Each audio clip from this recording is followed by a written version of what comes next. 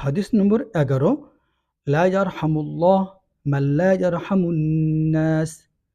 অর্থ, যে ব্যক্তি মানুষের প্রতি দয়া করে না, আল্লাহও তার প্রতি দয়া করেন না। অর্থাৎ মানব সেবা করা এবং মানুষের প্রতি দয়া করা একজন মুমিন ব্যক্তির জন্য অন্যতম গুণ। মুমিন ব্যক্তি সর্বদাই অন্য মানুষের খেদমতে নিজেকে নিয়োজিত রাখেন।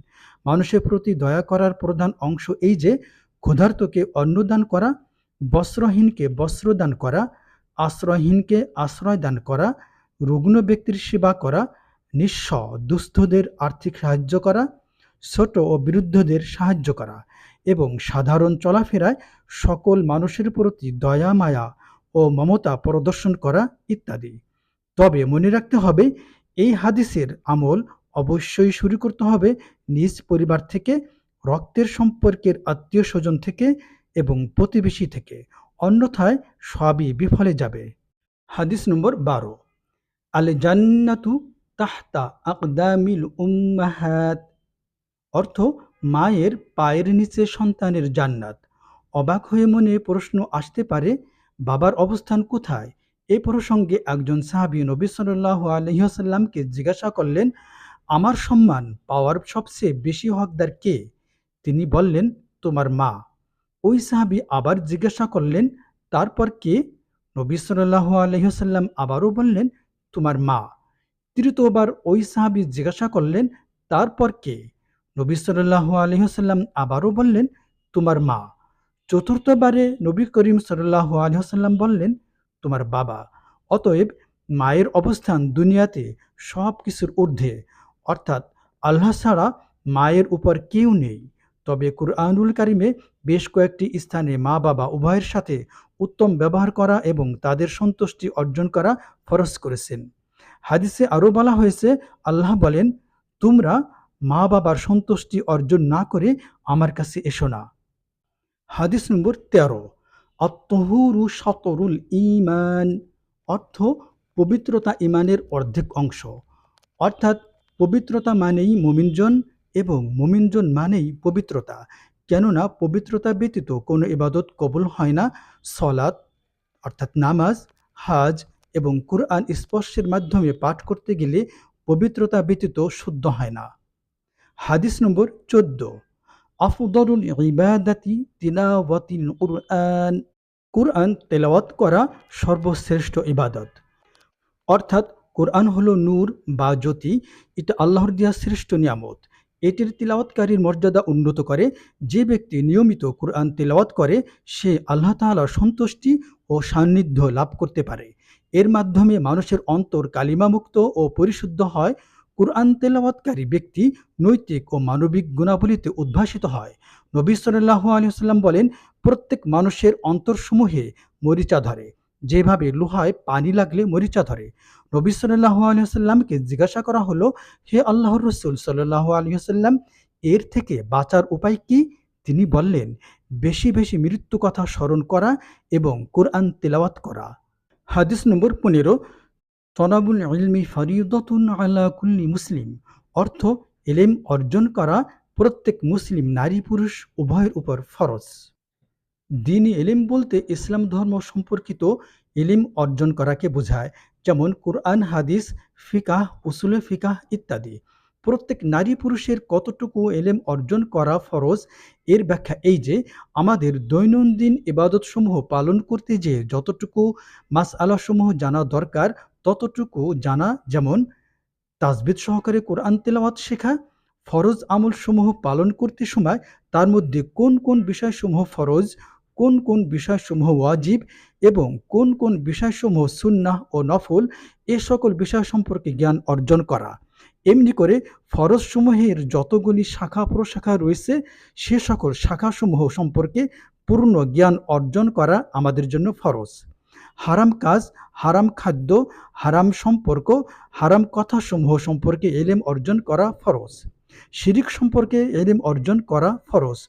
কোন কাজ করলে শিরিক হবে, কোন কথা বললে শিরিক হবে, সে সম্পর্কে জ্ঞান অর্জন করা ফরজ। দায়মি ফরজসমূহ সম্পর্কেও জ্ঞান অর্জন করা ফরজ। অর্থাৎ এক কথায় বলা যায়, ফরজ সমূহের শাখা প্রশাখা সম্পর্কে পূর্ণ জ্ঞান অর্জন করা এবং হারাম সমূহের শাখা প্রশাখা সম্পর্কে জ্ঞান অর্জন করা প্রত্যেক নারী পুরুষের জন্য ফরজ। অর্থাৎ আল্লাহ তাআলার হুকুম আহকাম মেনে চলার জন্য সম্পূর্ণ জ্ঞান অর্জন করা প্রত্যেক নারী পুরুষের জন্য ফরজে আইন। আর এই জ্ঞান অবশ্যই অর্জন করতে হবে বালেগ অথবা বালেগ হওয়ার আগেই। হাদিস নম্বর ১৬, ইন্নামা বুইসতু মুআল্লিমা, অর্থ আমাকে তোমাদের শিক্ষক হিসেবেই প্রেরণ করা হয়েছে। আমরা দুনিয়া অর্জনের জন্য যেমন শিক্ষকের পূর্ণ অনুসরণ না করে ডাক্তার, ইঞ্জিনিয়ার ও অঙ্কশাস্ত্র সম্পর্কে জ্ঞান অর্জন করতে পারি না, ঠিক তেমনি আল্লাহকে পেতে হলে, জান্নাতে যেতে হলে রসুল করিম সাল্লাল্লাহু আলাইহি ওয়াসাল্লামের পূর্ণ ইত্তেবা না করে কখনোই আল্লাহকে পাওয়া ও জান্নাতে যাওয়া সম্ভব হবে না। হাদিস নম্বর ১৭, হুব্বুল ওয়াতনি মিনাল ঈমান, অর্থ স্বদেশপ্রেম ঈমানের অঙ্গ। অর্থাৎ প্রকৃত মুমিন ব্যক্তি জন্মভূমিকে ভালোবাসেন, দেশের স্বার্থ রক্ষায় কাজ করেন।